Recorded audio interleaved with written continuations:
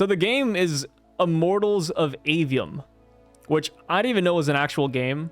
I've just never heard of this before. Thing is, I play a lot of games. Like, you guys know me. I play any big game out there, and I just straight up have not heard of this before until today. So the game flopped. Immortals of Aveum flopped horrendously, and it costed $125 million. The reason why it flopped wasn't because it was a bad game, but because a former dev says that a AAA shooting player single in today's market was a truly awful idea. And I don't think that's the problem, honestly. I feel like a AAA single player game isn't the problem with why the game flopped. It's probably just a bad game. Also, $125 million budget, and I have never heard of it. That's actually insane. They said that actually the concept of the game itself and its sizable budget were both fundamental mistakes and ultimately doomed the project. I don't know if a sizable budget doomed it. I feel like that would have benefited it, if anything, right? Like, isn't GTA 6 costing like over $1 billion or something to make? I feel like with the budget this big, you have to try to fail, you know what I mean? At a high level, Immortals was massively over scope for a studio's debut project, the former employee said. Also, the reason why they are former employees is because of this right here. Apparently, it flopped so hard that after a few months of the game's release, they laid off over 40% of their staff. Actual craziness. What was going on over there? Like what was their idea with this game? The development cost was around $85 million, and I think EA kicked in $40 million for marketing and distribution. Marketing, are you sure about that? Sure, there was some serious talent on the development team, but trying to make a AAA single-player shooter in today's market was a truly awful idea, especially since it was a new IP that was also trying to leverage Unreal Engine 5. It sounds like a win across the board, right? Unreal Engine 5, AAA single-player shooter. That sounds good. What ended up launching was a bloated, repetitive campaign that was far too long. Oh, so they know the issue, right? Like, this right here seems like the issue. I don't know why they're blaming a single-player concept as the problem here. Okay, so I did want to see gameplay because I was kind of curious to see what it looks like. Because, like I said, I've never seen this before. We'll just, like, watch the IGN review. What the fuck is this game? Another flop was Skull and Bones. Game is awful. Oh, I didn't even look at Skull and Bones. Funny thing about Skull and Bones, it's an open beta right now, so it's free to play. But when I went to go download it, it said I had to make a Ubisoft account to play it, and I just stopped downloading it. I just canceled the download. I was like, dude, I'm not making a Ubisoft account. Like, I already have a Steam account, I have an Epic Games account, a Blizzard account. Dude, I have to go on Epic Game Store to play Skull and Bones, and I have to make a Ubisoft account on top of that? What are you talking about? No, dude, I don't want to make a fucking Ubisoft account. That's so stupid. It's the first quadruple A game. Yeah, I saw that. What a funny headline. I think it was the CEO. They said that Skull and Bones was a quadruple A experience. But anyways, getting sidetracked. Immortals of Aveum is what we're here for, right? This legendary game. Let me see some gameplay. It looks cool. Much like the waistband of MacGyver's trousers, first person, huh? Aveum is a gun-free zone. This may sound like a peculiar predicament for a first-person shooter to place itself in, but developer Ascended Studios has made it work. How, you ask? I like that. It's so funny watching these reviews in retrospect, because the guy's like, yeah, the developers made this game work. And then here we are like months later and it flopped horrendously. And I'm not being facetious here. I mean literal barrages of brightly colored bullets magically blasted from the fingertips of a bloke who really puts the war in Warlock. An unexpected collision of traditional high fantasy adventure with slick FPS action. I hate how like the hand is always front and center. Like, I know like Skyrim and other games you always have your hands out there and that's fine, but like it looks like in this game you don't have the option to put it up. Which, you know, when you're holding a sword or a gun, it's whatever. But when it's actually just your hand like this, it feels kind of strange. That's just like a weird nitpick of mine. Nothing to do with the actual gameplay, but, you know, I look at that and I kind of cringe a little bit. Everything I crave in a modern shooter. It's striking to look at, sturdy to play, and it's strictly single player only. Minus the bad encoding of this video, the game doesn't look bad. Like, it's a good looking game. Gameplay looks alright. Times when Immortals of Aveum feels like Wolfenstein with wizards, and others when it feels like Doctor Strange has been airdropped directly into Doom. It's a curious concoction, but it's one that works surprisingly well, and I've particularly enjoyed how different Aveum is to anything I've played in recent memory.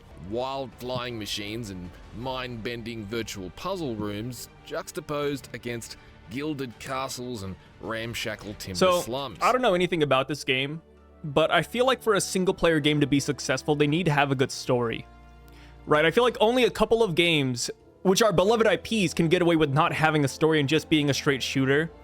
It looks like this game is attempting a story because right now we're following some dumb named Luna around a city, but, you know, like, I have heard nothing about this story, so I'm just gonna take a guess and say it wasn't the best. Doom is a prime example of a game that doesn't have a good story, in my opinion. You know, maybe some Doom, like, naysayers will come out here and say Doom has a great story, but, you know, all in all, when you play Doom, you're just there to kill things. And that's what it's built upon. And they do it well. Like, they got the music, they got the guns, they got the blood, the guts, the hellish aesthetic. As far as this game goes, it feels messy. The game doesn't look too bad. Yeah, it doesn't look bad. It doesn't look bad, but it doesn't look coherent in a way. It's a cool clash of styles, and straddling multiple genres seems to suit Avium's ambitions as a first-person shooter. God, I just hate... I'm gonna rant one more time. I hate having the stupid hands out front and center, man. There's just something about it. It reminds me of Ghostwire Tokyo. I don't know if you guys remember that game. That game, I actually put it down. It was just so bad. And Ghostwire Tokyo had the stupid ass, like, hand signs, like, ho, ho, ho. Like, I don't know, man. Like, I'm Asian, and I don't think I've ever felt more Asian than I had when I was playing that game. I don't know why IGN still does this.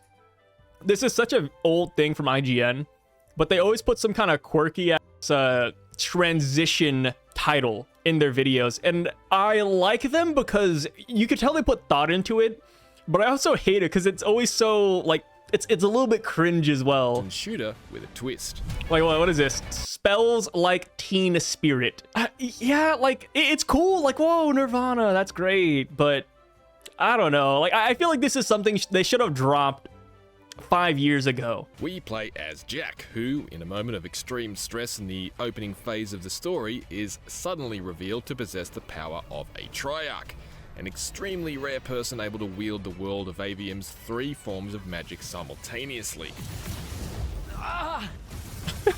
There's a lot of optional stuff to dig through, but it definitely isn't required to sufficiently understand what's going on. There are some very elegant ecological and social parables tucked in here too. I mean, just hearing about the story like this, it sounds decent. I feel like where the story would fall flat is the development of Jack himself.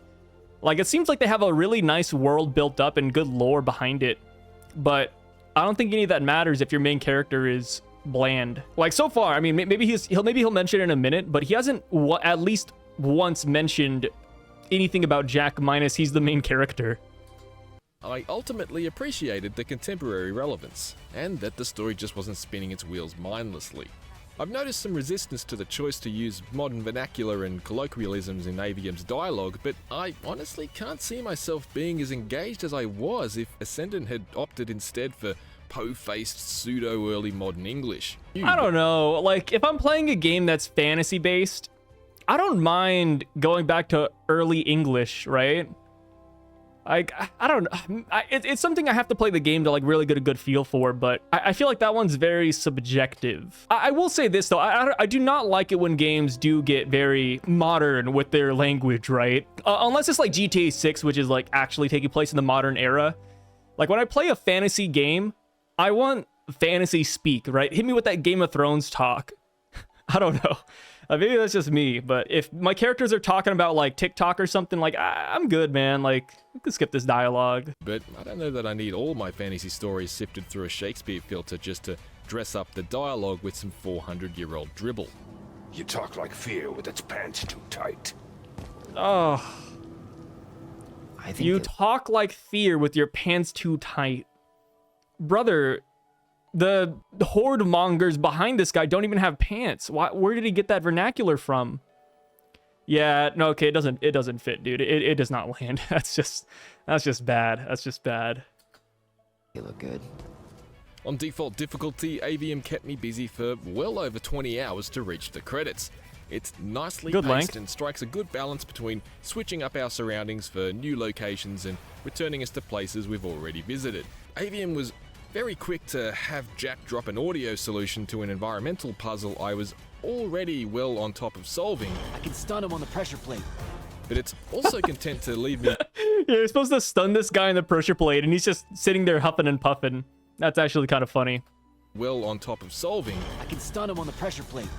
but it's also content to leave me fruitlessly trying to figure out how to get into a bonus area Jack literally hasn't been rewarded with the ability to do yet.